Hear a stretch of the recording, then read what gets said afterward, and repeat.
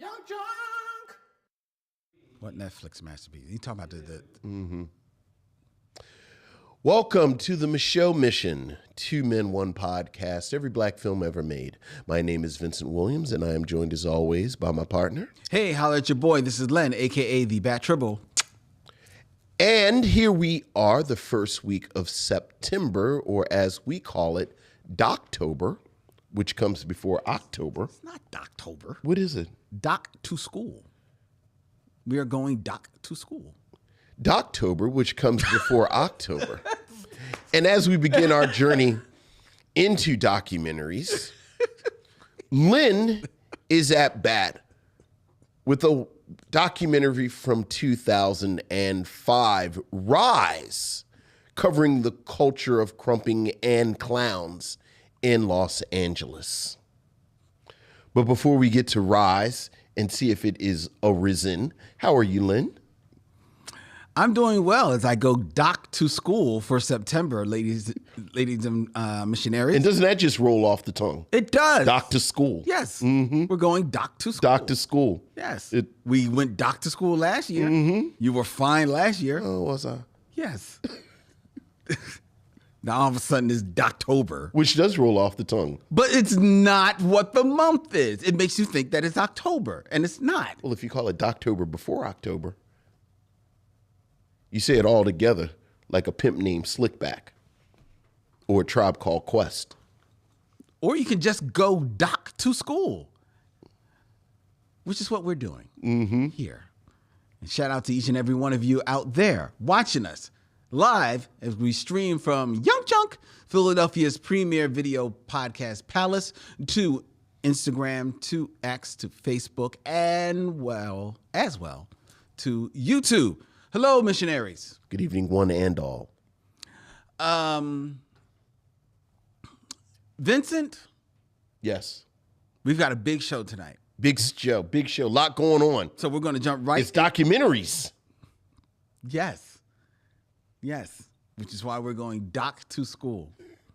And Dylan gave me a thumbs up on it, on doc to school, so that's what it's going to be. And that's what the flyers say, so that's what it's going to be. But it's kind of Doctober before October because it's like a month of documentaries. Okay, when you start making the graphics, you can Doctober start naming the months. October. All right, you want to start making the graphics, Vincent? I'll make the graphics. You want to make the graphics? I'll make the graphics. Okay, so you can make the graphics for October. Sound good? October before. No, because now it's October. Okay, see, so October is after Doctober. Okay, so you don't want to make the graphics for October? No. It's Doctober before October. So once you get to October, you want to remake October the graphics for well, we're here now. We're here now. Okay, all right. Can I move on? I was moving on. Let's hear from you.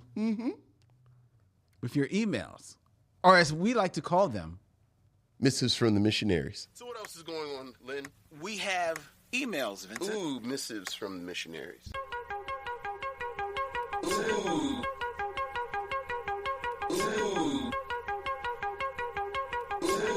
Missives from the missionaries.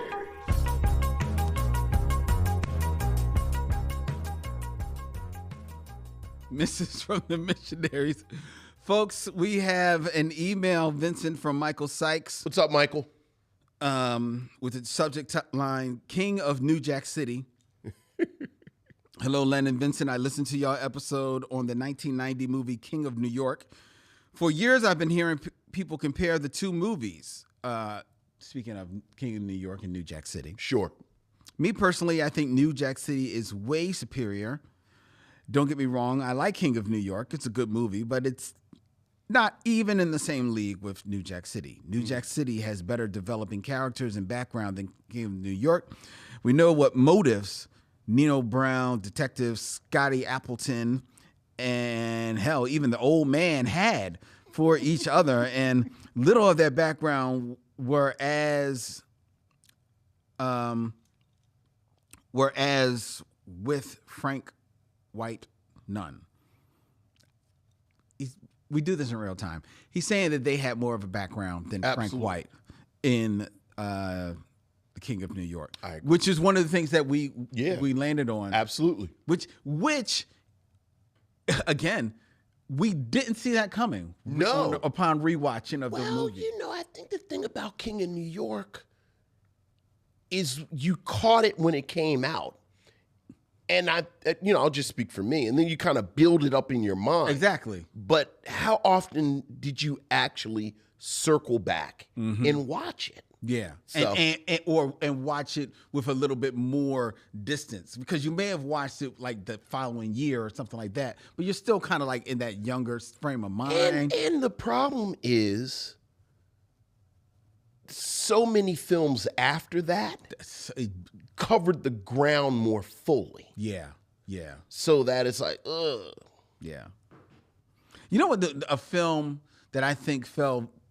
It's not the same thing, because King of New York definitely predates a lot of these things. Right. But as far as a movie that when it comes out, it just comes out a bit too late because so many people have cherry picked from the IP, and that was John Carter.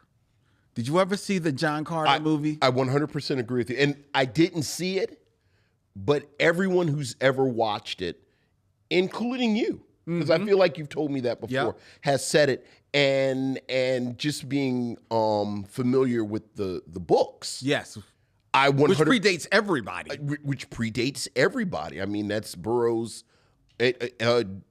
Edgar Burroughs' other big property. Besides Tarzan. Yeah. You're 100% right.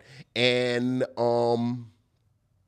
I can see that. And the shame is the movie was a huge bomb as far as in the movie theaters because of how much money they spent on it. Yeah. But it's not a bad movie. I've never heard a bad thing about the film from anyone I respect who actually watched it. Yeah, it's actually not a bad movie.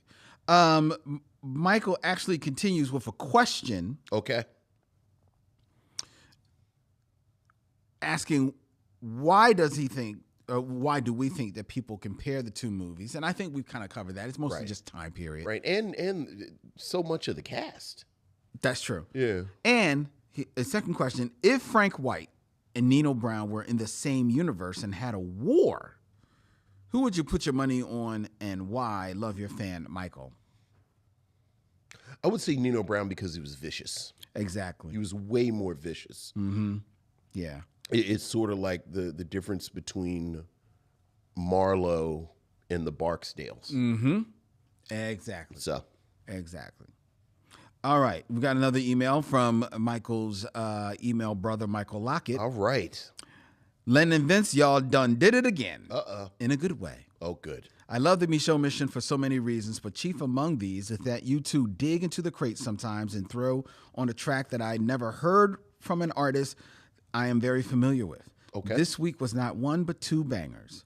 I thought I had seen all of Jim Brown's films. Au contraire. Yeah. There's Slaughter! that I somehow missed. I really, really like this film. I don't really get the blaxploitation feels from the film, but that's all good. I take umbrage with Len's description of Marlene Clark getting thrown out in the hall as being disrespectful based on the real Jim Brown and his civil rights pro-us work. First and foremost, the scene is set up with Marlene pestering him at the hospital where he finds out his parents were murdered. Then old girl is in his home and he almost kills her. That would make me toss somebody out. Both of you are spot on, however, with this film being more Bond/Bourne Identity than blaxploitation. And the scenes with Don Gordon make me think this opened the door in reverse for buddy cop films. These two played well off each other. On my time travels, y'all dug in the crates and gave me Lift with Kerry Washington. Yeah. This movie was wonderful, even with the addition of Sticky Fingers. The director, Damar Davis and Carrie Streeter, deserve more shine and doors opened. This is a very nuanced and beautifully done movie. It didn't bash us in the face by dumbing down the interactions and dialogue. This movie is very real and has very precise storytelling. Love Lift. Love Lift. Yeah. And speaking of Kerry Washington, I think you and I talked about it. I don't know if I officially recommended it, but now I'm officially Unprisoned is amazing. That's the show with Delroy Lindo. And Kerry, like the second season was actually amazing. Okay. So yeah, dig into that. Where can people find it? Since you get Hulu. the plug. It's on Hulu. It's on Hulu. All right. Mm-hmm. Michael Lockett continues. Since we are leaving the 70s of action in August, I took a couple of hours to listen to the Superfly and Trouble Man soundtracks as I worked. It was wonderful. It's a good time. As the joyful noises unto the Lord came to an end, I wondered who Len and Vince would pick from the 80s, 90s, 2000s, 2010s, and present to do a soundtrack for a black movie. Len, please, please, please do not put Jagged Edge in this. All the best, Michael Lockett. Just because you asked, I could see the twin brother duo of Jagged Edge coming together on a soundtrack for a banging. You know what? They could do the soundtrack for Mr. and Mrs. Smith, a remake of Mr. and Mrs. Smith. Which actually Donald Glover has already done, but you know. And why? What is it about Jagged Edge that you feel like they meld with Mr. and Mrs. Smith? Because I want them to do it for Michael Lockett. You want them to do it for Michael Lockett? That's all. So you just picked a movie out of the sky. Well, because it's a married couple, and that way they could do Let's Get Married. They can have DJ Run on there. Right. We ain't getting no younger. We might as well do this. Which is a romantic line that every woman wants to hear from a man. Yes. Isn't that how you propose to? Oh, yeah, absolutely. Absolutely. I told you I'm working through Martin, and I haven't gotten to this part, obviously, because it's like at the end. But I remember Martin finally proposing to Gina and said, "Fine, you got me. Fine." And she, of course, said, what is that? So it's like these. Well, I'm tired. I guess we might as well get married. It's like that's so romantic. Who would you choose for your from those decades for current? Did he say 80s and 90s? He said 70s, 80s, 90s, 2010, 2000s, 2010s, and current. Oh my goodness gracious! So I would choose, and I'll give a serious answer. Oh my goodness! So what am I doing?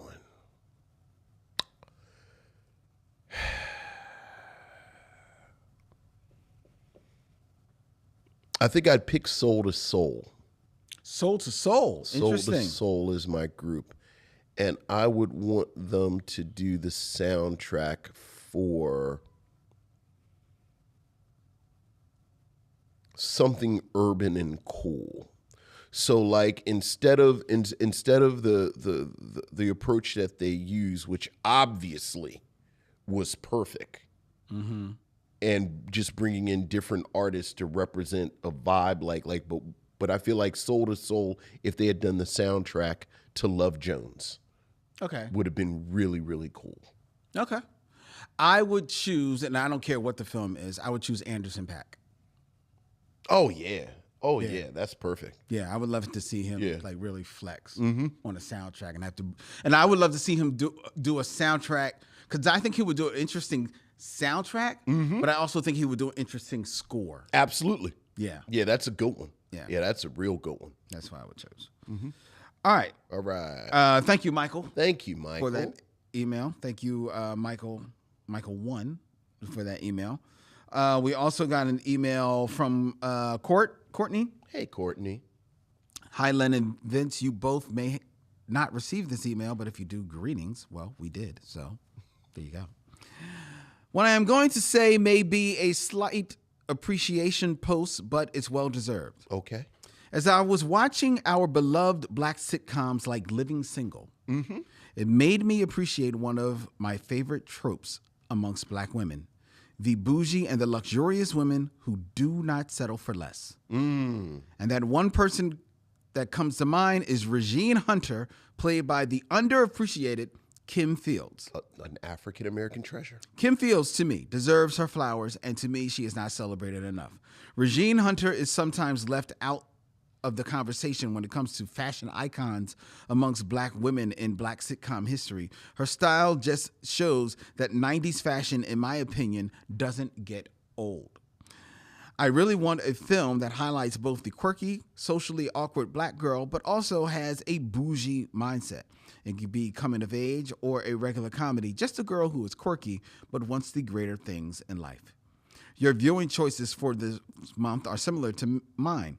While you guys are reviewing black documentaries, I decided to dedicate September to black movies that take place at school settings like Higher Learning, To Serve With Love, Dear White People, and Lean on Me. Mm-hmm. I'm still looking forward to this episode. Sending love always. Court. Very nice. Oh, well, always love Kim Fields. It's funny, I was sideways thinking about her over the weekend. The that Gary Coleman documentary dropped. Have you watched it? I did. Oh, you did? Yeah, I did watch it. It's not that, It's not that great of a documentary. It's very sad because Gary Coleman's life was very sad. Right. But there was nothing in the documentary that, frankly, you couldn't have picked up from a wiki entry. Mm-hmm. It's just a very sad story. But one of the things that they kind of deal with, which again I think is not really that, it's not a great revelation, is just the meat grinder that being a child star has always been, but certainly during this period in the 80s, where, there weren't even as many safeguards as you would have now. It's just miraculous if anyone got out of that. And you think about how gracefully Kim Fields, at least as far as we know, right, as far as, look, Kim Fields is in her 50s. Mm-hmm. She's still working. She's still beloved. Like, it seems like she's... And never stopped working. Never stopped working. As far as I know, never had any type of public crisis or drama or anything. And it's a testament to Kim Fields. I think it's a testament to her family. Certainly we know Chip Fields. Right. And yeah, Kim Fields is an absolute treasure. Yeah. Like an absolute treasure. Yeah. I second that. Yeah. Love Kim Fields. All right. One last email. Okay. And this is from our good friend George Carmona. Hey, what's up, George? Gents and missionaries. Well, let's just call them missionaries. Yes. I'm not signaling out the gents. That's right. Unless the gents were to us. Right. I think the gents were to us. Perhaps to us. And the missionaries. Our pronouns are he and him, so you can call us gents. So gents is fine. Mm-hmm. All right. So I stand corrected, George. All right. I begin again. Okay. Gents and missionaries. Mm-hmm. First off, I like Trouble Man.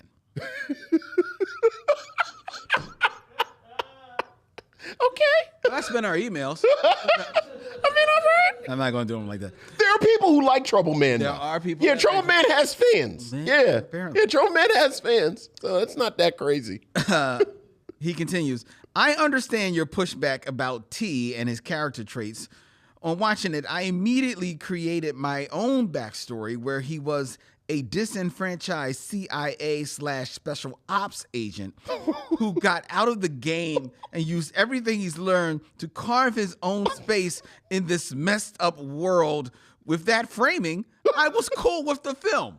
So, George,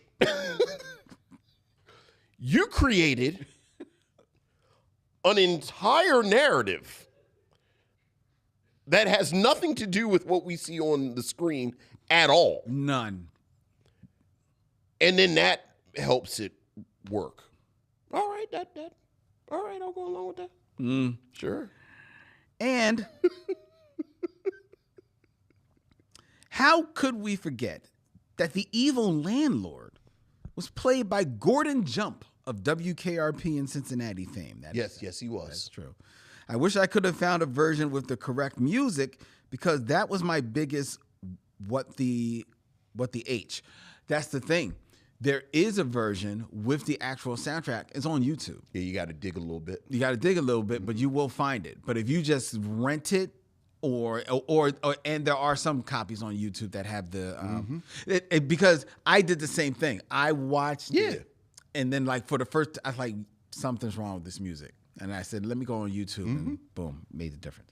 He continues. Now on to Murder, or should I say Homicide, a book I've read but never watched the show.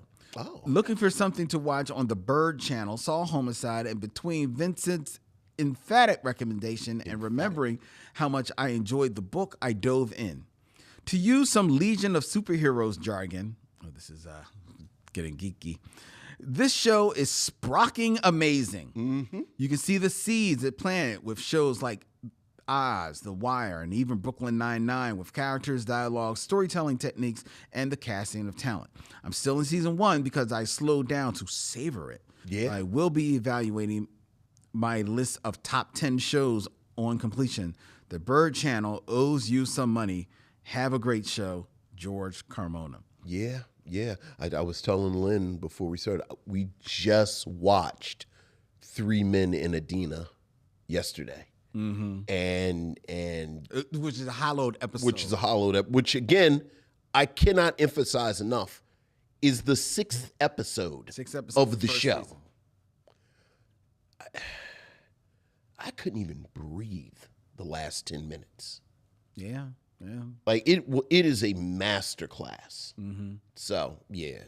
It's real interesting. He talks about seeing the breadcrumbs for other series. We've talked about how Homicide, shares in its DNA as far as like even the creators of it, with what it shares with The Wire. Right. And you can see not only is it set in Baltimore, but as the seasons go along, because you're still in the first season, George's in the first season, I'm in the 5th season. Right. Rock and roll with it. Lynn is mainlining it. Well, I work from home. Yeah. So it's on.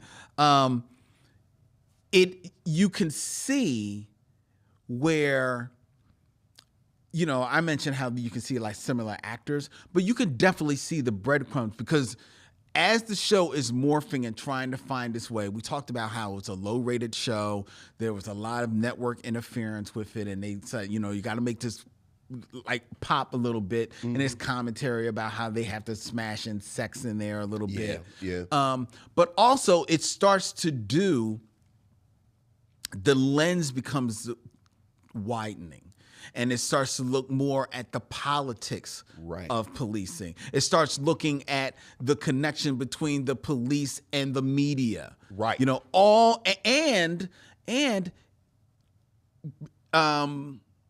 It starts to more dig into the drug game. Yeah. Especially in like the 4th and 5th season. Yeah. And you even mentioned one of the characters that'll be coming up in the 5th season who just been introduced as I'm watching it. Yeah. And you can really start seeing because it's up in the towers. It's talking about drops and everything. You can see that they are really, you're wondering how much of now that source material that fed The Wire, those stories are now feeding into the Baltimore of the Homicide. Well, Barnfather, who is like one of the high-ranking officials. He's the highest-ranking police. He's a police. He's in the first episode. So you can tell that they're kind of, and like you said, they're bringing the media in. And the other thing that I'm also picking up, like I feel like the word got out that this is a master stage. So I love that these guest stars show up. And they show up and they're like, I'm here to play. Yeah, but I still think a lot of that is more the stunt casting to prop up the ratings. Okay, so now I'm in the building, so I'm going to do work. Right. But I think them being there is more the stunt. It's them coming in. Yeah. Well. Yeah, but enjoy. And I've decided, because I think we had talked about we were talking to Dylan, trying to talk him into it. Like, maybe you only need to watch like the first five seasons. I'm in the 5th season, but because the show actually wraps up, it's 7 seasons, but then there's a Homicide movie. Yes. So now I'm feeling like, and I never saw the movie. Oh. And I'm not sure. And if I saw the final 2 seasons, I don't remember. Sure. So I feel like I gotta I'm interested in what you think about the last 2 seasons because I didn't think they. It's probably one of those things that it's not bad. It's just not what it was. It's in square circle. Mm-hmm. It's not a bad Stevie Wonder album, but it just you're just coming off of 10 years of the greatest albums that have ever been made. You're coming right out of Hotter Than July. Right. Exactly. Yeah. Exactly. Yeah. So I'm actually curious to check it out. Actually curious. It's beats rhymes in life. Okay. Okay, yeah. It's like, oh, you made People's Instinctive Travels and Paths of Rhythm. You made Low End Theory. You made Midnight Marauders. All right, we made 3 of the greatest hip-hop albums ever made. Mm-hmm. And now we have Beats, Rhymes, and Life, which is not bad. Mm-hmm. It's just not, So, there you go. Oh, we've wasted too much time. You brought to mind a hip-hop question I've always wanted to ask you. Okay. Is it about the rapping Duke? No. Yaha? No. It's not about the rapping Duke. I got to say it now. You just mentioned about the Tribe Called Quest, the trilogy. What would you say is the greatest rap album by one person? So it's a solo album. Solo album. Greatest solo album. Yes. Off the top of my head, I'm going to Illmatic. Wow. Yeah. Yeah. That's a good one. Mm-hmm. That's a good one. Mm-hmm. Shit. Yeah. That's a good one. I'm going Nas, Illmatic. That is a good one. See, off the top of my head, and I'm just going to my favorites. Mm-hmm. As much as I like Nas, but my favorites. I would have said either the DLC. Mm-hmm. Good album. Or the The Adventures of Slick Rick? Another good album. Yeah, I would have said one of those two. But Nas is a good one. I like Nas. It's just not every track really does it for me. Oh my God, I think there are no skips on it. I mean, it's only 10 tracks. I know. Yeah, and there's no skips, but not everyone just really bangs with me. But DOC, DOC actually is one of my favorite albums. I can listen to that from beginning to end. I think my problem with DOC is that Funky Enough is so much better than everything else that it makes it uneven for me. Really? Mm-hmm.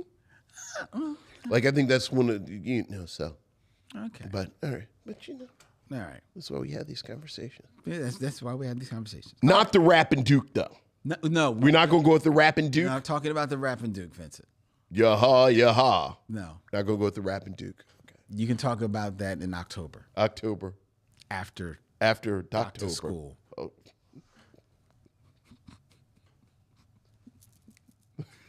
Bang, zoom. All right. That has been our missives from the missionaries. If you would like to have your voice heard, please send us an email at micheauxmission@gmail.com. That's MICHEAUX MISSION@gmail.com. And right now, it's time for us to remind you that on Wednesday, October 23rd, the Micheaux Mission will be rejoining with our good friend Stephanie Watts of the Be Real Black Cinema Club at Bryn Mawr Film Institute for the Be Real Micheaux screening series, number 4.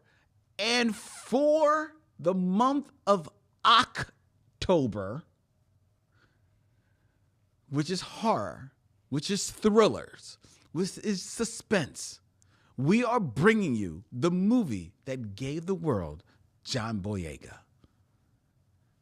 Attack the Block. Attack the Block. Screening for one night only on the big screen. Bryn Mawr Film Institute. Go to brynmarfilm.org right now. Tickets are on sale right now. Remember, there's a talkback, free podcast after the viewing. Remember, come to the film, get free soft pretzels, courtesy of the Micheaux Mission, courtesy of Be Real Black Cinema Club, and sponsored by the League of Historic American Theaters. Yes.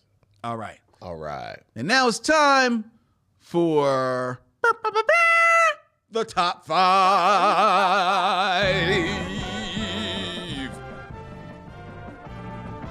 My top five is. My top five is. My top five is. My top five is. Top 5. All right. So, You're very excited. now, for those who have been watching, may have been looking at our advertisement for tonight's show, we were scheduled to have our good friend Ariell Johnson on as a guest.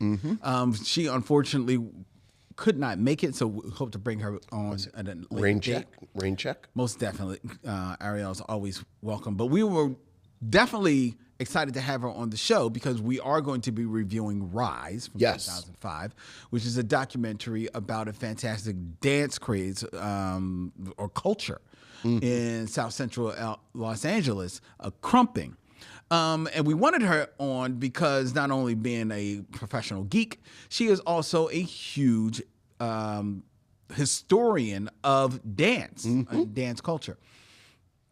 And I wanted her really for this top 5 because keeping it in theme, I wanted to go through the top 5 dances since 2005. Since 2005, top 5 dances. Top 5 dances. Okay, brand new dancing since 2000. So this is not about the Watusi It's not about the Watusi. or the mashed potato Not the mashed potato. or the monkey Or the monkey. or the electric slide Or the electric slide. or the Roger Rabbit. Or the Roger Rabbit.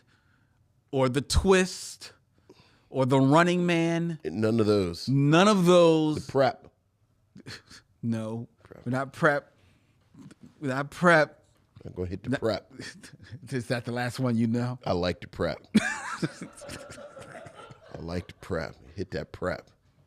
Go ahead. Do you still break out the prep? Now look. Or do you still break out the percolator? I percolator? am from Baltimore. That's what I'm saying. And it's always time for the percolator. That's right. That's right. But no, those will not be seen. Those were pre They 2005. were pre-2000. These are post 2000. Post 2005. Okay. All right. The top dances. All right. Yes. And Not like square dancing, we're not square dancing. We're not river dancing. which Henry Ford pushed forward, and he sponsored and he financed it because he was trying to get white women to stop listening to jazz. Really? I didn't That's know. a 100% true story. That's why square dancing became a thing, because infamous racist and anti-Semite Henry Ford was concerned about white people and white women in particular listening to jazz. Well, that's because all the jazz players would get taking on the white. Well, he was going to be dating Negroes and smoking marijuana cigarettes. That's right. So we need to bring forth square dancing. That's very And push interesting. square dancing. Very interesting because you know where the storyline of a young white girl being quote unquote seduced by a black jazz player In marijuana cigarettes? took place Where? on Downton Abbey. See? See? See? There was a lot of concern about white women, jazz, Negro men, and marijuana cigarettes. Yep. Which is why we all learned square dancing in Not gym class.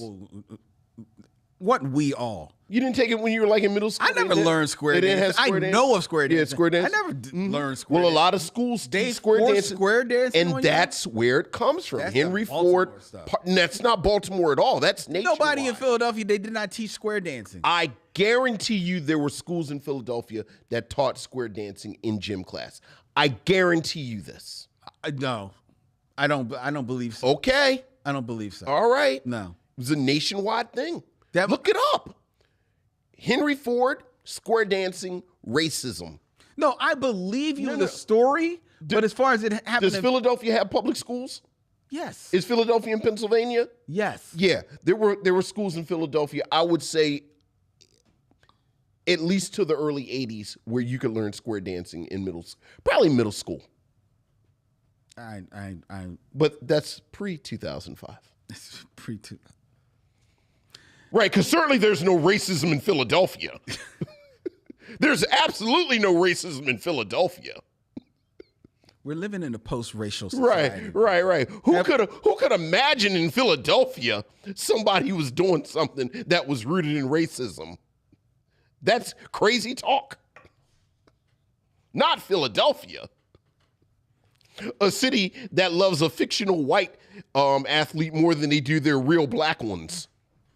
You do realize that every time you come into the studio and say, "Hey, I know. let's keep it moving. Let's keep it moving tonight. Let's keep it lean. I know. Then here you come from Tangent I know, City. but you're over there clutching the pearls. Oh no, not in Philadelphia were they doing it. I don't remember. I've never heard of that. And I went to public school. Right. What grade was this? Probably middle school. You know, it's probably like 5th or 6th grade. Okay. 5th, 6th grade. Now, all right. So now I was in the Catholic school, middle school.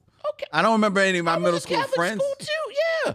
They taught in the Catholic school. Them nuns wasn't square dancing. It was square dancing, so it was just ruler popping. It was pure and innocent. Again, it wasn't jazz with the marijuana cigarettes and the Negro horn players. Aaron Fry is in the chat saying that he did square dancing in Catholic. I know he did because he went to school in America. And Willett Barnett is saying they definitely learned square dancing in Connecticut in the 60s. Connecticut also in America. Okay. No, I just don't believe, neither of them are from Philly. Sure. I don't think it crossed the Philly I don't want to call out no Philly areas, but South Philly, the Northeast, somebody was square dancing. Okay, but I don't believe it was in school. St. Bartholomew of the Bleeding Wounds up in the Northeast. Somebody was absolutely learning how to square dance. I don't believe PS 37 in South Philly, over where the mummers are, they were absolutely learning how to square dance. I don't think so. Okay. I don't think so. I'm seeing people chiming in about Chicago, Lisa Alexander, and in New Jersey. Yes, okay. all places in the United States. Yes. Because Henry Ford financed Yes. and pushed and sponsored. You can tell the story as many times as you want. I know the story. I just like because it's a ridiculous, crazy story. Racism. It is a crazy story. It just didn't happen in Philly. Oh. I'm sorry that your mayors were not strong enough to keep it out of your cities. Right. But it didn't happen in All Philly. those the bastions of civil rights. Frank Rizzo was not letting that stuff. Right, Frank Rizzo. Wasn't letting that happen. When you think about progressive because it wasn't thought, Italian. When you think about progressive thought, we always think about Frank Rizzo Because it wasn't Italian. Sure. It wasn't Italian, so he wasn't doing square. Right. Go ahead. He couldn't squeeze no money out of it. Go ahead. If he couldn't squeeze a dime out of it, Frank Rizzo wasn't letting it happen. Go ahead. No. All right. He was like, let the moolies twist. Oh, easy. that was Frank. I didn't say it. Post 2005. Oh, yeah. Post 2005.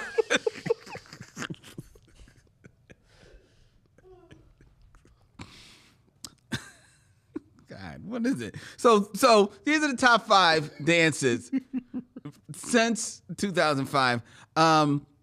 There's a definitive. I think there's a challenge for 1 and 2, but other than that, they're kind of not in order. Sure. And Vincent has generously agreed to demonstrate each dance for us. Sure. Those of you listening on the podcast, just close your eyes and think about it. Imagine it. And it becomes real. So, first of all, number 5 from 2008 is the Stanky Leg. Sure. You know the song, the dance, the Stanky Leg? Yeah, sure. I just told you I was listening to Illmatic, right? You don't know the dance. Not a lot of crossover of the Illmatic fans and the people listening to Stanky Leg. Oh, I bet there's. Well, you're right. Anyway, but sure, yeah. Stanky Leg was sure. a song by the GS Boys, released in August 2008. Boys with a Z. Their debut single. that they performed at the BET annual fashion show, Rip the Runway. The stanky leg is a multi-step dance that involves the circular movement of the dancer's leg with alternation between legs. The dance also contains elements of other dances.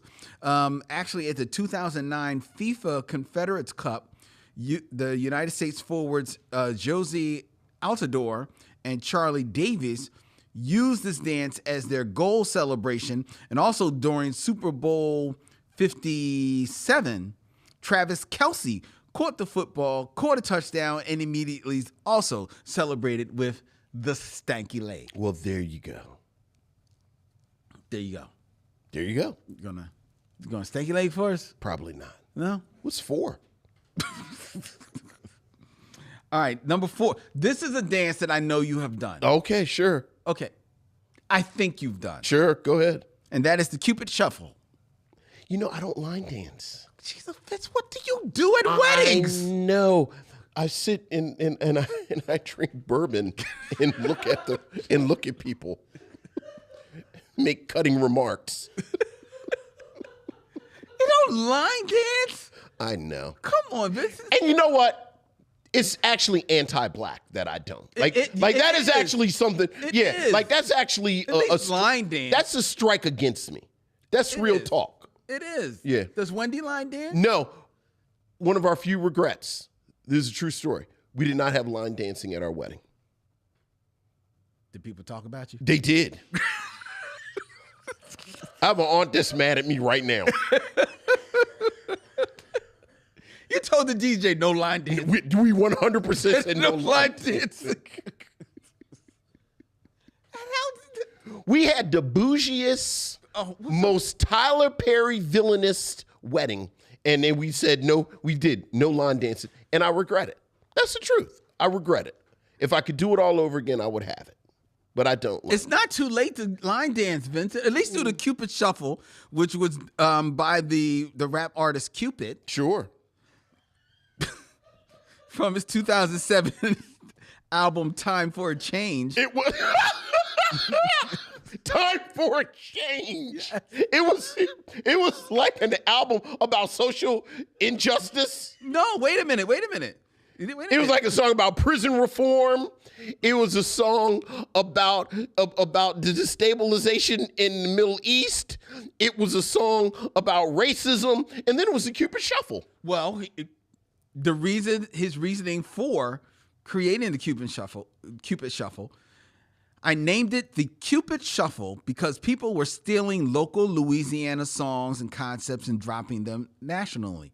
So I put my name in it. So if they did it to me, I could sue.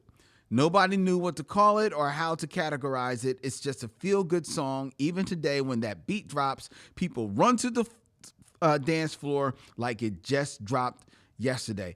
And he's absolutely right. That's 100% right. Like that and the Cha-Cha Slide, yeah. which predates 2005. Right. All jokes aside, yes. You want to get people on the dance floor? Yeah. Cupid Shuffle. Yes. Everybody except the Williamses. You get that big ice cube and it melts slowly. And you just sit there making cutting remarks. At people line dance. Cutting remarks, yeah. Mm-hmm. Just cutting remarks. I can't believe Wendy doesn't even get out there and line dance. Look, cutting remarks. It's a big ice cube melts slowly. It's a shame. That's a damn shame. What's 3? Number 3 was inspired by one of your favorite performers. One of your favorite performing rappers. A rapper who many consider the greatest entertainer. Oh, that would be the Dougie. Yeah. Hip-hop dance generally performed by moving one's body from side to side, pushing a hand through near the hair or the head. The dance actually originated in Dallas, where it took its name from similar moves performed by 1980s rapper Dougie Fresh. Because that used to be his move. But he did it first in Dallas? Well, it originated in Dallas. I thought it originated with him. Well, I guess it originated with him, but he never called it the Dougie, I don't think. Sure. But somebody in Dallas probably put the name to it. Sure. Seeing him, because that was that was his move. Doug's move. That was his move. That was his move. Yeah. The Dougie gained notoriety because the rapper Lil Will, whose song My Dougie became a local hit. Then a person called C Smooth in Southern California taught the future members of the Cali Swag District how to do the dance. They recorded the song Teach Me How to Dougie and filmed the music video in California. And after that, it was off. The Dougie was performed by, among others, in 2010 and 2011, Chris Brown, Reggie Bush, DeMarcus Cousins. These are all athletes. Thank you. Because I knew you were like people I don't know. I figured there was some type of involved. Wolf Blitzer. Okay. Of CNN. He gonna throw his back out. He need to be easy. Kate Upton. Sure. As well as one Michelle Obama. Sure. In 2012, gymnast Gabby Douglas performed the Dougie upon winning the U.S. Olympic trials. And also at the 2012 Summer Olympics, the gymnastics gold and silver medalist Michaela Maroney taught Jenna Hager, the daughter of George W. Bush, how to do the Dougie while the gymnastics teams was touring London. So the Dougie was huge. Huge. Do you Dougie? I don't Dougie. Do you dance at all? Cutting remarks. You don't dance at all? Sure I do. What's number 2? Oh, that's right. You prep. I hit a prep. I hit that prep now. Number two, which in some universes, no one would argue as number 1 dance sure since 2005. And that is the floss dance. Yeah, absolutely. You know the floss dance. Now I know that Camille. Here's my has crazy. flossed around Here's the my house. crazy thing. I feel like MC should MC. All this we do dance instruction and come up with some funny little. I mean, God bless people who like this, but again, like I didn't throw away my Tribe Called Quest albums. The floss was invented by Invented's a very strong word in this context. Russell Horning, also known as the Backpack Kid. Sure. It actually has been around for quite some while. The Backpack Kid posted a video of himself doing the dance move in August of 2016, and it soon racked up tens of thousands of views. Then in May of 2017, the Backpack Kid stole the show on Saturday Night Live as he did the dance to a live performance of Katy Perry's song Swish Swish. And this is a song, and I know Dylan knows. Dylan, you flossed, right? Like Dylan is shaking his head. He's flossed up and down. Sure. My niece Simone, she flossed. Are you flossing? Did you floss? No, I didn't. I mean, you pointed at everybody else. I saw it. I did it, but it's not. It's definitely like more of a kid's dance. Sure. Like if you were like you do it ironically. Do you? Yes. Someone, but no one would go on a dance floor. Like an adult would not go on a dance floor and then start flossing. It's seriously like calling themselves dancing. Sure. But the kids, you. Well, that's what I said. You said, "Oh, you don't floss." This is for the kids. But to hear you call it, every song is for every dance. How much are you Dougieing? I've Dougie'd. Really? Yes. Your old ass was somewhere Dougieing. A little bit, yeah. See, you gonna throw your back out too. Sit your ass down. No. See, now the Dougie is not a song. It's not a dance. Sit your ass down. Let the kids do their thing. Get you a little drink. No. The thing about the thing is, first of all, you don't know the dance, so you can't speak to it. I've seen Dougie Fresh. Okay, well, if you've seen Dougie Fresh, then you know the dance ain't that intricate. Right. It's all of you can be very laid Right, back, so you're smooth, laid- and do the Dougie. Like, yes, can you get loose with it? Were Sure. you stanky legged? Was your leg stanky? No, I kept my. Was there stanky I washed in my your leg? No, there was no stank on my Exactly, leg. right. No, I didn't stanky leg. So what was number one? What's above the floss? Which in some universes would have been number one, from what I understand. Oh boy, a number one. Jerusalem. Yes, I believe I'm saying that correctly. I was practicing this all day. Jerusalema. Jerusalema. Sure. Jerusalema. Absolutely. Yes, that's it. Jerusalema. It is a bit of a line dance as well. Okay. That originated from the Jerusalema song by DJ Master KG and Nambu Nufle, South African rapper and singer. Mm-hmm. It sprang to number one on the Billboard music charts and Apple Music charts. And in the beginning of the song was just another applauded South African house track. But there was a challenge that developed from this song and from the dancing of this song that exploded worldwide. Excuse me, Jerusalema. I mispronounced it. The Lord knows your heart. Thank you, Lord. The song came out in 2019. One afternoon, a group of performers in Angola filmed themselves dancing together as they ate lunches, and that took off on the internet, and thus everybody took on this challenge of doing the dance, and it exploded. Now, I did not know the name of this dance. Okay. But I knew the dance because it's like a bit of a line dance. So when I was doing the research and then looked up the dance, I was like, oh, I know this dance. Oh, this was huge. And actually, I went because Ariell could not make it. And I asked her for her top 5 dances. And this was on her list. This and the Dougie. So what's the name of it? The dance? Yeah. Jerusalema. That's the name of the dance. That's the dance. Okay. That's the name of the song as well as the Jerusalema dance. Okay. Is the name of the dance. It's a bit of a line dance that you probably have seen performed at these parties that you have been making cutting remarks with your bourbon with. Right. Is Wendy joining you in these cutting remarks? I want to see you do the dance. If we had the music, I would. But we can't play the music for licensing sake. Send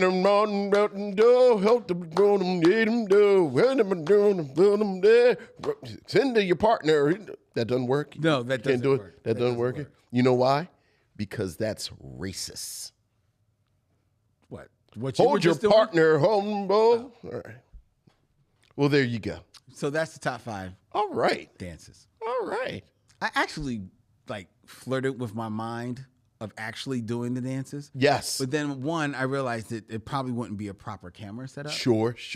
And then 2, I was like, I gotta go home. So, I'm not above embarrassing myself. Sure. But there is a threshold. Yeah, good. That's the threshold. Good. There you go. All right. Somebody's in the chat saying, Dylan, play the track. No, Dylan. Don't play the track. Don't play the track. Because y'all don't have to pay for the track. Right. We got to pay for that. Right. And people watch for this. People look out. They were like, we've gotten caught out. So. Oh, yes. Yeah, YouTube will quickly take down a video. Yeah. Y'all want to keep watching the Micheaux Mission. Right. All right. So there you go. All right. That is the top 5, and now it's time for the Game of Kings. Game of Kings. The dance of dragons. Or just 6 degrees of Derville Martin.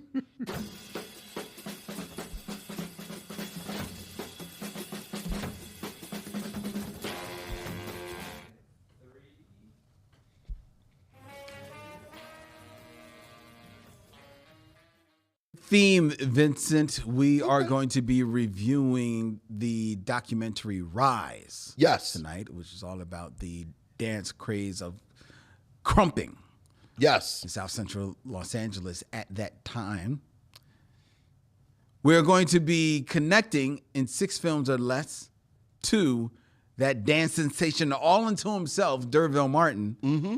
These actors who began their creative careers as dancers. Oh, okay.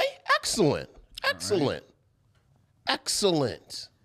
So, Vincent, in 6 films or less, connect D'Urville Martin to Michelle Yeoh. She was a dancer? She was a dancer. She was a dancer in her previous life. Interesting. So did she go to the royal, like that royal acrobatic school that a lot of the Chinese actors go to? Do you know? I do not know. I didn't look to that. Okay. All right. Well, okay. Yeah, so Michelle Yeoh is D'Urville Martin is in, I feel like we've done her before because I'm Yes. go the same way. Yeah. D'Urville Martin is in The Final Come Down with Billy D. Williams. Billy D. Williams is, of course, in The Empire Strikes Back with Harrison Ford. Harrison Ford is in Indiana Jones and the Temple of Doom with Ke Huy Quan. Ke Huy Quan. I may be pronouncing his name. I apologize. But he is, of course, in Everything, Everyone, Everywhere. Did I get my did I get You put in one extra. Everything, Everywhere. Everyone. You put in Everything, everywhere, all the time. What is it? What is it? one more try. Everything, everyone, No. everything, everywhere, everything, everywhere, all around. What is it? Everything, everywhere, all at once. All at once with Michelle Yeoh. She's very good in. It's an excellent movie. Like just ridiculously good. Very good movie. Yeah. All right, Vince. Very good. I did not know she was a dancer. I mean, it makes sense, but okay. All right, now, Vince, in 6 films or less, connect D'Urville Martin to another actor Okay. who began her life Oh, her life. as a dancer. Damn, I was hoping you'd do Patrick Swayze. All right, go ahead. Nah, that'd be too easy. I know. Elizabeth Moss. She was a dancer? Oh, that's funny. I was halfway talking about her today. You always have these halfway partly conversations about people. Well, Wendy just watched Get Out. Just for the first time. For the first time, she watched Get Out. Who went to the movies with you to see it? Camille? I think you did. I think Oh, we did saw, we have the yeah, we screen? saw the And she screen. didn't go? And we saw the preview, and then we had this. Yeah, Oh, we didn't must not. yeah, yeah. Oh, you know what? Because of how like they were Right, how people tight it was. button up on it. Yeah, I saw it with you. Yeah, but of course we were talking. Now I'm trying to convince her to watch Us, which Elizabeth Moss is in with Winston Duke, who is in Avengers, Final Crisis. all at once. Right, all at once. Right, exactly. With Samuel Jackson, who, of course, is in Mo Better Blues with Dick Anthony Williams. And Dick Anthony Williams plays the slick young barber in 5 on the Black Hand Side with D'Urville Martin. Very good. But the Avengers, I think you're thinking of that Winston Duke is in, is Avengers Endgame. Endgame. Yes. Final Crisis. Avengers, look at all the green screen. Yes, Avengers green screen. Yes. He's in that one. Yeah. I did not know she was a dancer. Yeah, and not on a Interesting. professional level, but Yeah. she was a dancer. Okay. Started dancing. And Elizabeth Moss, one of my favorite actors. Very, very good. Very talented. Yeah, excellent. Very talented. Did you see The Invisible Man? I didn't. Was that good? Oh, it's very, Interesting. very Now, was that part of the They tried to make that they were trying to make? but thankfully there's no connective tissue to anything. Okay. But it's a very good movie. Very good. Okay. Very good movie. I like Elizabeth Moss a great deal. Yeah. She's fantastic. All right. All right. That has been 6 Degrees of D'Urville Martin, folks. Before we move into our film review, because we're running a little, despite your tangents, we are running a little early, which is good. I have if you will indulge me, Sure. a bit of a recommendation for you. Okay. If you are in the Philadelphia area and you want to get this memories of square dancing out of your head, then Do-si-do. Turn around. don't. What you should, and you're not even in the Philadelphia area. You know what you should do? You should treat yourself to some oxtails and grits. I had oxtails and grits this weekend. Okay. First of all, we were supposed to, me and my partner, we were supposed to go to this brunch where they were actually going to serve oxtails and grits, but we didn't make it, Okay. right? So decided to just make it at home. And she makes oxtails. She and makes delicious oxtails. Nothing wrong with some oxtails. These oxtail, man, like the bone didn't stand a chance. Nice. The meat was just pouring off the bone. Never made grits before in her life. Oh my goodness. Jumped into some grits. Vince, when I tell you, if she only makes grits for the rest of her life, Very nice. I ain't going nowhere. These grits were so good. Not easy to make. No, they were so because you can either make them too lumpy or Yeah. too watery. Yeah, too runny. Yeah. To run. These were perfect.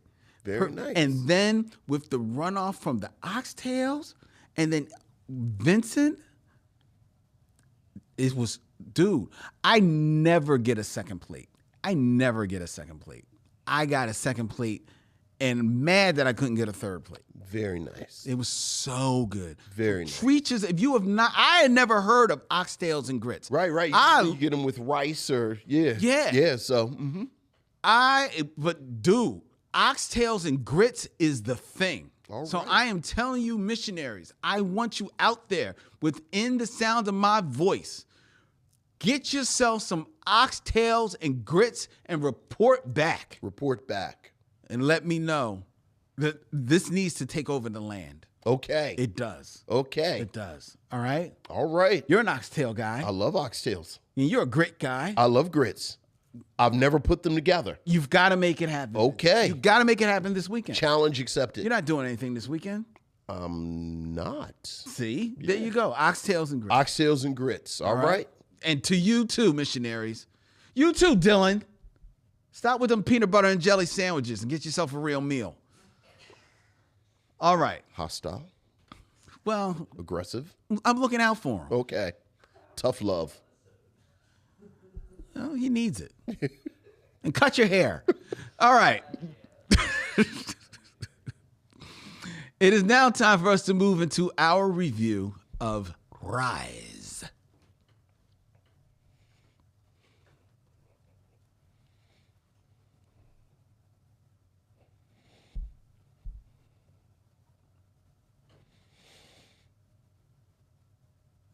He's not going to signal you. You can just go. He literally just signaled me. See, you over there, and me and Dylan are doing something. Like as you were saying, what he's not going to do, he was actually doing it. Because he knew that he didn't have to, and that you were waiting for him to say, "You really, let me just give him a cue." because he needs a cue. But you didn't really need a cue. That's what you were doing, right, Dylan? No, don't just, like you're just going to start while I'm talking. No, that's what you were doing, right, Dylan? Yes. And y'all can hear it. I'm not cutting this out of the podcast either. Yeah, you don't sound like a crazy person right now at all. As I'm talking to air. Yeah. Y'all know there ain't no Dylan.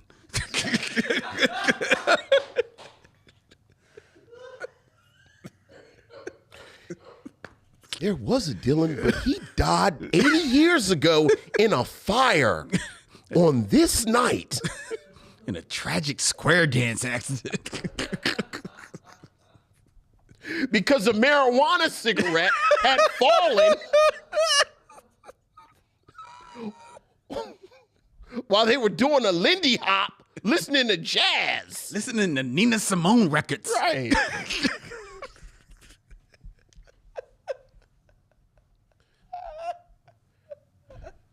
In 2005, celebrated fashion photographer David LaChapelle made his documentary filmmaking debut with a visually arresting film shot on the streets of Los Angeles' gritty South Central neighborhood. After this community is nearly destroyed in the days of violent riots after the 1992 Rodney King verdict, dancer Tommy the Clown Johnson creates a kinetic, athletic form of hip-hop competitive dancing that he dubs clowning, which later breaks through to the mainstream as crumping. 2005's RIZE was the choice of Lynn Webb. As we begin our journey, Doc to School. Lynn, what would you like to say about RIZE? I think I mentioned it last week that this is one of those films that I've always seen the advertisement for over the years, but just for whatever one reason or another, never pulled the trigger. You know, and I think it's because somewhere along the way I realized that it was a documentary, which meant that so this is something I gotta really watch, Sure, and pay attention to, and then it would become like I can't watch it and pay attention, because I'm working or whatever. But I've heard huge things about this documentary. Like this documentary has been, like lauded over the years for this look into this culture in South Central LA, which I think is very interesting because if the first time you hear about South Central LA, for a lot of people, the images that may come to mind are either rapping or gangs, violence, or riots. Right. And not surprisingly, this documentary, which is about dancing, the first images are of the riots. Right, but the Watts riots. The Watts riots from the 60s, and then it moves forward to the LA riots in 1992 in the wake of the Rodney King verdict. And, the violence that ensues from there. And what that violence, that cycle of violence does to the residents of this area, right? And then it moves immediately into the story of Tommy the Clown, a former drug dealer turned birthday hip hop clown who just rebuilds his life upon just being a positive influence for good, to sound corny about it, right? But blending in the world of hip hop, blending in the movements of dance of clowns, because clowns are kind of be all over the place with their hands and jumping around. But he's not doing that. He's doing the dancing, and it develops into its own kinetic form of dancing that called clowning. That people, the kids who at one time who are just sitting there as he entertains at the birthday party, as they grow up or become inspired by him, follow in his wake, and they become a movement unto themselves, right? And that movement, as those children continue growing and developing, morphs into crumping, because what they were doing for fun and for sport and for positivity, they realized that this was something that fed their soul a little bit more, and fed to the energy that they were feeling inside of themselves in the midst of South Central LA. Because while they're dancing, while they're performing, the gang life is still out there. Right. Is still present. The violence is still out there, right. present. It is right on the other side of the gate, from where they dance. They are right there in the midst. And the dance becomes the escape for them, because just like a lot of people, you hear them talk about how the drug game becomes their life, especially when you're talking about in that culture with the Crips and the Bloods. The dancing, whether it be clowning, whether or not it be crumping, it becomes their life, right? And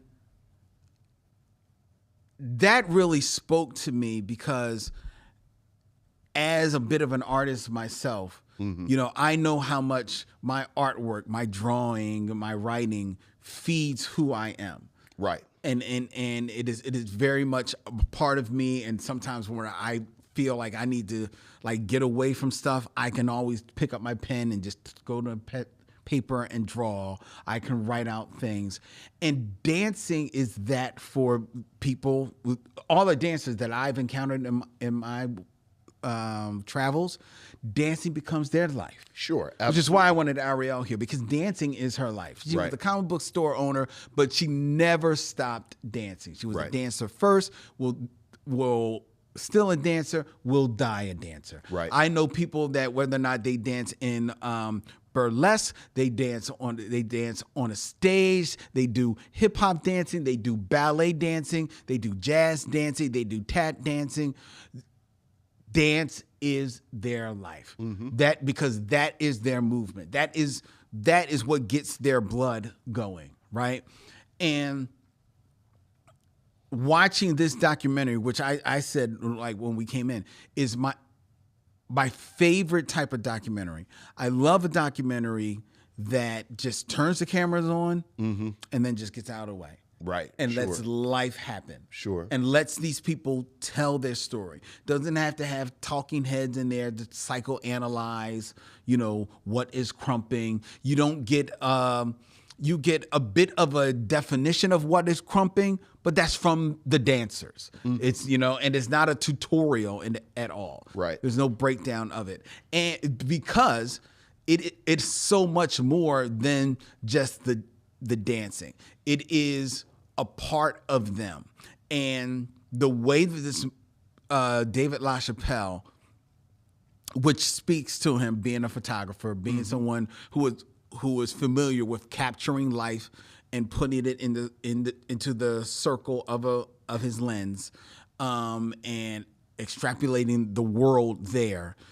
The way that he connects the dots of the violence in South Central to the release that dance offers to these performers, to it being just a continuation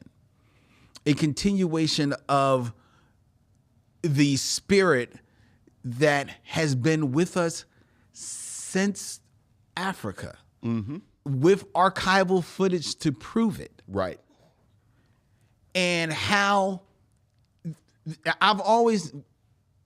I was once writing for a music magazine, and I was always asking, especially like black artists, did they think that there was such a thing as, you always talk about, you hear people talk about generational trauma. Yes. And I wonder whether or not there was anything like a generational, or universal beat or music. Right. That just gets passed on. Right.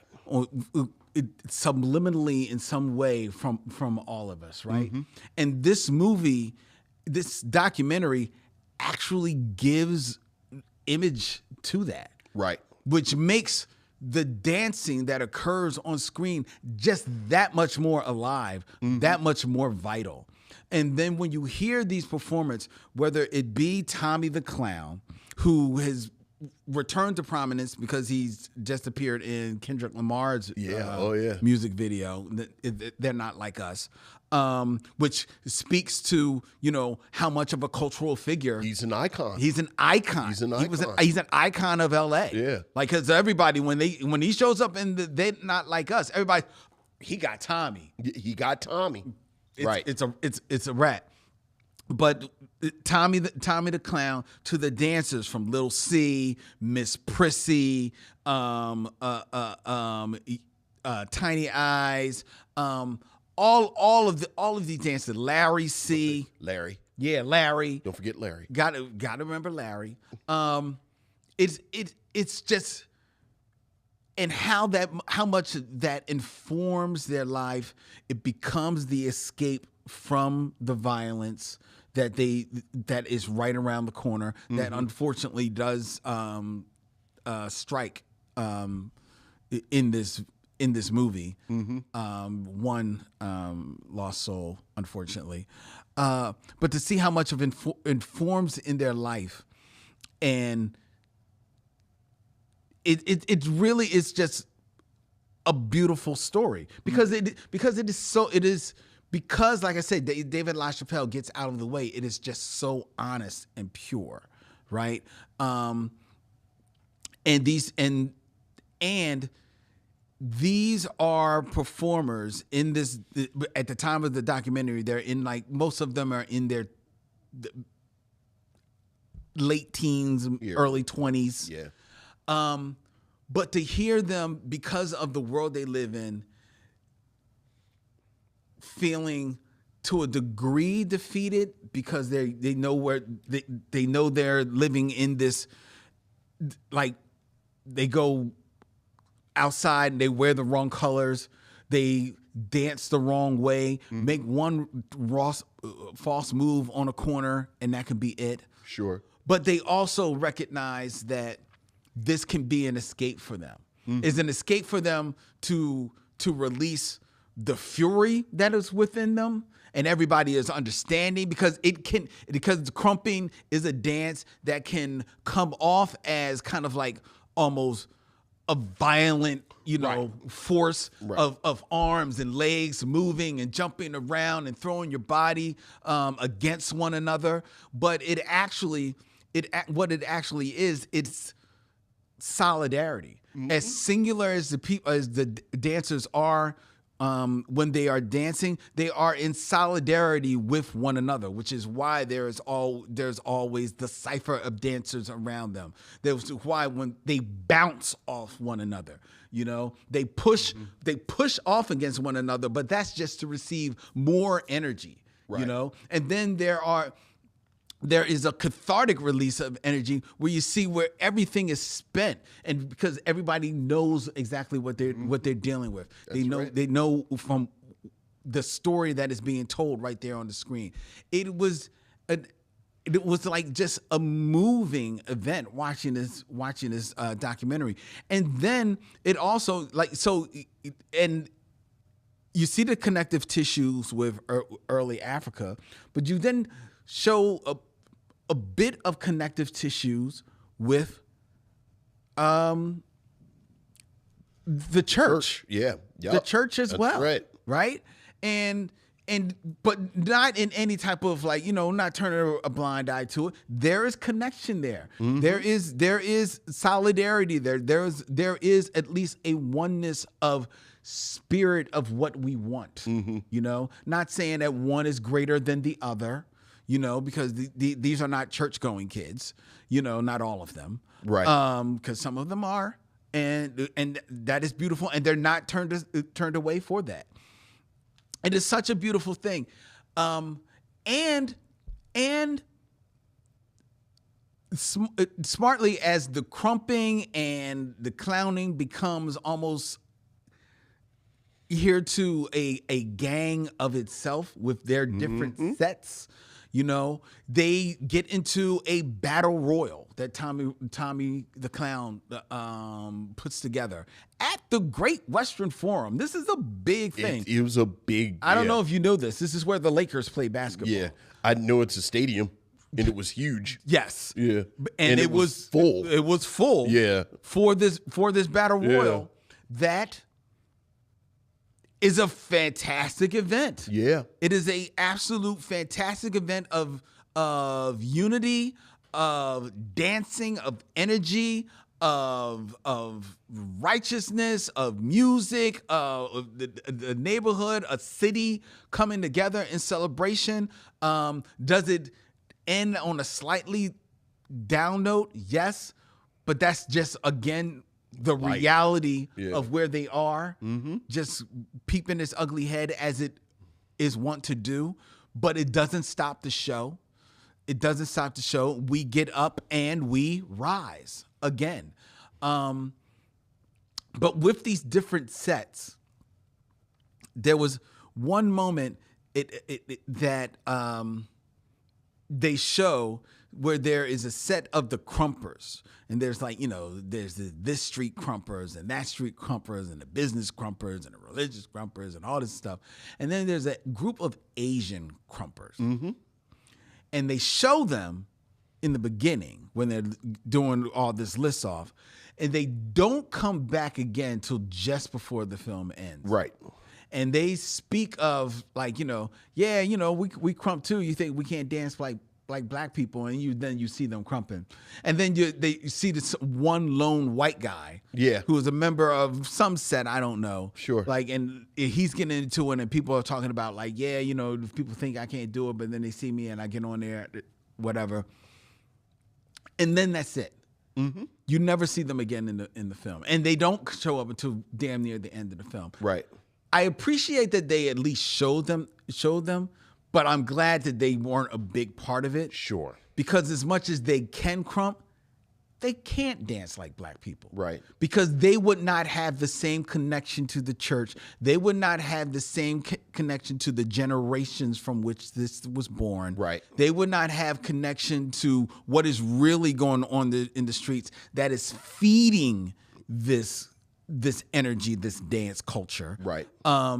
And thus, they are doing what they have always done and continue to do, which is just parrot what they see. Right. And I'm glad there was not. I actually would have preferred that if they weren't even mentioned. Sure. But they're there. They're not given much shine. So that was the one thing that I bumped up against. But all in all, I actually, in watching this documentary, was just I just was sitting there just amazed at this lovingness. And like I said, Ariell was going to be on here. She was a huge fan of this film. And as much as I've loved it, loved this documentary from afar, every dancer in my life that I've talked to or has found out that we're going to be reviewing it, they've all man, that documentary is all that. That it's some who are maybe were young when that's what got me into dancing. Some was that's kind of re-energized me for dancing, and you still see some of that crumping dancing turn up in dancing that you see. Absolutely.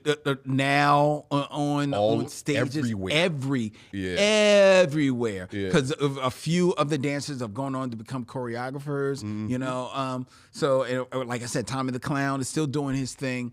So this was absolutely, and we run the risk of doing documentaries.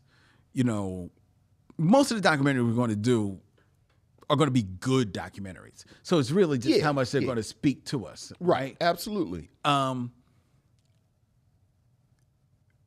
Knowing that, I ran the risk of looking at the documentary and say, "Oh, this is a really good documentary," and just keep it moving. This was absolutely a moving experience for me watching this film, and I enjoyed it so much so, which is why I'm not going into super details about what goes on in it. And you're welcome to if you like. But I would just as soon as people, if you haven't seen this, go see Rise. If you have seen it, see it again, because it is just an amazing documentary. Yeah, I liked it. I liked it a lot. I think, knowing David LaChapelle's background, it's beautiful. Oh my God! I think he really captures both the energy, but also the beauty of the form of these, which you have to say, it seems like it would be difficult to capture the beauty of it, because I think it's easy to kind of be dismissive of it because it is very kind of, it appears herky-jerky and it's aggressive. It's out there. And it's out there. But he does a great job capturing it. And I love the fact that you have this document. And much like you, my favorite documentaries are the ones where the documentarian kind of gets out the way. Right. Because a lot of times you watch these, and they're almost, it's like they're almost fussy. Like you said, you get talking head after talking head after talking head after talking head, where oftentimes a documentary seems to be more about the thing, Right. than it shows you the thing. Exactly. And this, you certainly don't have that. I think where David LaChapelle's kind of, you can tell he's new at this. There were moments that I wanted him to follow up on more, though. Yes, where that's you true. just kind of follow. He could have been a little bit more like as you mentioned, Tommy the Clown is acknowledged as the person who started this.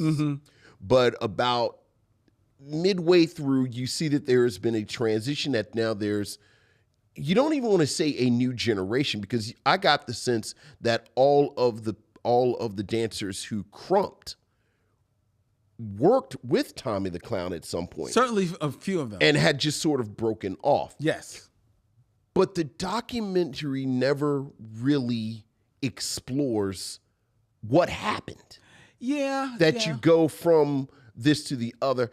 And quite honestly, and I don't know how much of it is for show, how much of it is real, you get the sense that there's some energy, but I won't even use tension, but certainly there's some energy between the two camps that isn't explored. As you said, it kind of ends on a downer. The battle royal, the dance contest. Well, I'm talking about the documentary itself. Kind of ends on a downer, where it's not an M. Night Shyamalan film. Tommy loses his house, which kind of spoke to something I was thinking about the whole documentary. Like, what are the economics of this thing? Like, you do this, where does it? What are the economics? You mentioned the connection to the church and to these different other African dance practices, which there's this wonderful sequence where the film juxtapositions and then cuts back and forth between, as you said, this wonderful footage. And that part was so well done. The problem was, now he has set me up so that when he brings church into it, you want to see something. I wanted that level of depth. That's fair. With the connection to the church, and it's not there. And then what I kept waiting for, because to me, the best part about the sequence where he parallels it with the African dance practices is that it's not just the dance. It is it's the makeup and the face makeup, the whole thing. So that when we get to the portion with the church, I kept waiting for gospel mime to be part of it, because now you can you can parallel it with the face makeup. Okay, but they did show the praise dance. They showed praise dancing, but I hear you. But again, you've set me up that it's not just the dance; it's the ritualized face paint as well. That's fair. There's one moment where where one of the dancers responds to a critique that is not in the documentary, but it's clearly a critique somebody has made that some of the dancing is too suggestive, and some people don't like it when children and young girls are doing it. Yeah. But I thought they could have unpacked that a bit. Well, you know what? Because I do think this is something that you could dig into, and I'm not just going to keep listing these types of things, right? But just on that point, because I remember that because I actually liked the way he handled it in that moment, because it's one of the dancers talking about how people say, like, the girls and young girls are shaking their things, whatever, and what is on the screen is a young girl dancing, and what he says simply and plainly, she's out there being free, dancing on her own, moving her body as she wants. And I'm paraphrasing. Yeah. Right. And I like that he put it in those simple terms. The suggestiveness of it is all in your mind. Right. But this is an opportunity to bring in this community. Like, I think one of the wonderful aspects of this film was how it kind of situates this within this community. Like it's, as at one point, one of the young clowns says that clowning is not just dancing.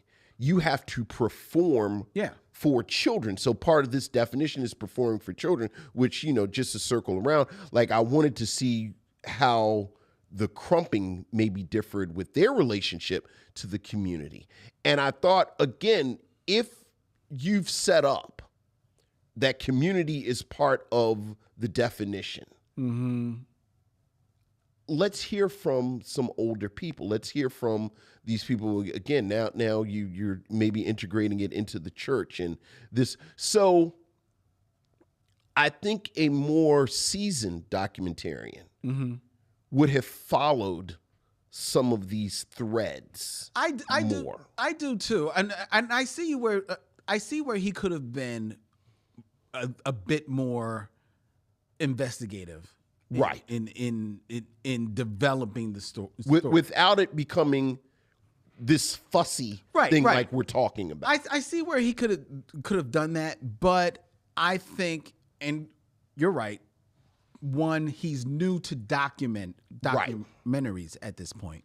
So he's used to, seeing life and letting life happen in the lens. So I think he is falling back a little bit on that. But I do think that, to a degree, some of the questions that some of what you're looking for is addressed by the dancers. They speak to it. That was for the kids. Like, the clowning was for the kids, but we've moved on because this is more for us, which why they become more of a community to themselves, in and of themselves, being there for one another, So I think that kind of speaks to where it lands as far as being outwardly to the communally outward. Maybe they turned it a little bit more insular for them. So how does Tommy respond to that? Well, no, I do think the connective tissue about Tommy with that maybe a question or two could have pulled that.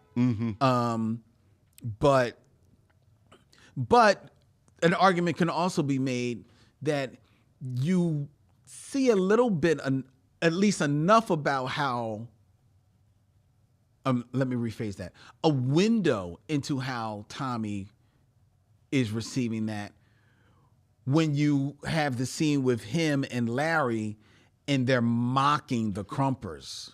Right. But see, that like for that to be all you get from him about crumping. Right. That's where maybe a little bit more. Right. Okay, right. but and like you, I'm glad that they didn't center the Asian group of clowns or that one lone white crumper at all. But again, if you set it up that South Central has this history of unrest, and so much of the unrest, and to be clear, I don't know if the Asian crumpers were Korean. right. Right. But certainly when you think about South Central, you think about unrest, you think about the tension between black people and the Korean American community. Yes. I was so curious about, because it wasn't one Korean crumper. No. It was a group of It was a nice size. And, for you to drop this amazingly evocative image, it's like, how the hell this young group of Koreans in South Central are crumping? Like, where did this come from? That's their story. That's their story. But again, what do you kind of do with, I mean, look, the thing's only an hour and 24 minutes. Like, certainly you got time that you can talk a little more, which, and this, I'm thinking about something like Paris is Burning. And one of the things that I liked about Paris is Burning is that was a multi-year project. Yes. So that towards the end, you could see how it had started to go mainstream a little bit, how it is. And I do think for a documentary that was made in 2005, and if you've seen Dance at all, so much has been taken from this. Yeah. And one of the many things that this documentary does well is that it connects the experiences that these young people, primarily young people, have had, and how they use this dance. So many of the dancers who now have integrated it into their dance don't come from that. It's it's yet another iteration of the old saying, they want our rhythm, but they don't want our blues. That's right. I would have loved to see that. And again, that's unfair because, I don't know how long it took him to make this. I don't know. And again, something like Paris is Burning, she was able to have this multi-year connection. But it was striking to me seeing this, and you turn on TikTok or whatever, and it's a whole lot of people not from South Central doing this, and there was that as well. But all that aside, frankly, I said all of that because you said all of the wonderful things that I wanted to say. But much like you, I really enjoyed it. I'm glad that this document exists, which, frankly, to sort of go back to what I just said about they want our rhythm, but they don't want our blues. If you don't document it, people will say that we didn't invent it. Well, yes. And then, I don't know, just off the top of my head, you'll have a breakdance team that goes to the Olympics, and I don't know how many black people were on the breakdance team. So... But yeah, great documentary. Great documentary. I really enjoyed it. Yeah, most certainly. Really enjoyed it.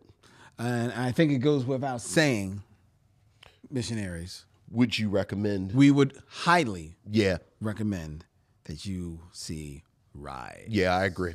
Absolutely. Yeah. What are you waiting for? Well, wait till the end of the show. Then do a stanky leg and go right over and watch it. You never did a stanky leg? Why would I have done a stanky leg? It's stanky leg. It's stanky leg. Oh, okay. Go ahead. Throw your knee out or something. Go right ahead. Talk to you tomorrow and you'll be stiff and so. Go right ahead. There are people who are looking at me right now. It's like, he's so stiff. Anyway, before we tell you what we are going to be reviewing next week on Doc to School, I see somebody text me, how about Doctember? Doc to School. It's already on the flyer. I invite you to, that's all you need. Once it's on the flyer, it's a done deal. I invite you to share your thoughts with us via email at micheauxmission@gmail.com. That's MICHEAUX MISSION@gmail.com. You can also find us on social media of your choice, whether it be X, Instagram, or Facebook at Micheaux Mission. And I invite you to please subscribe to the Micheaux Mission on the podcast catcher of your choice. If you got an iPhone, that will be Apple Podcasts. If you got an Android, that might be Spotify. That might be, I don't think Stitcher Radio is still a thing. It could be iHeartRadio. It could be Pandora. Wherever you find podcasts, the Micheaux Mission is there, including YouTube, where you can subscribe and hit the bell and be notified of when we put up new videos and be notified of when we go live every Tuesday night at 7 p.m., streaming live here from Young Junk, Philadelphia's premier video podcast palace. They have tons of studio, tons of space here. And if you want to book your podcast here at Young Junk, then you can contact the ghost named Dylan at Dylan@youngjunk.com. That's DYLAN at youngjunk.com. Somebody will get back to you. Maybe it'll be Dylan. Do you know how annoyed I would be if we found out Dylan was a ghost? You would be. Like, this is some bullshit. She said you would be. He's You a ghost. you would be. Oh. Because we couldn't come here anymore. We had to do this in the car or something.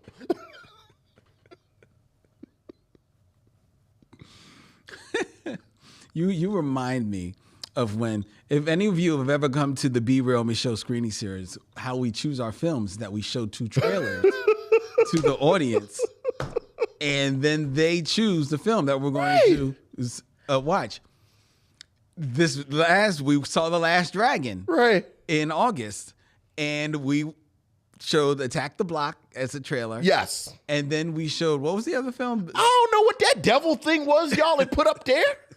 It was some. I wanted to burn sage or something. I was like, what It is was this? some movie from Shudder. It was a Shudder horror film. Ridiculous. I think it was The Boy Behind the Door. Sure. Boy Behind the Door. And everybody watched the trailer, and we said, okay, who wants to see Boy Behind the Door?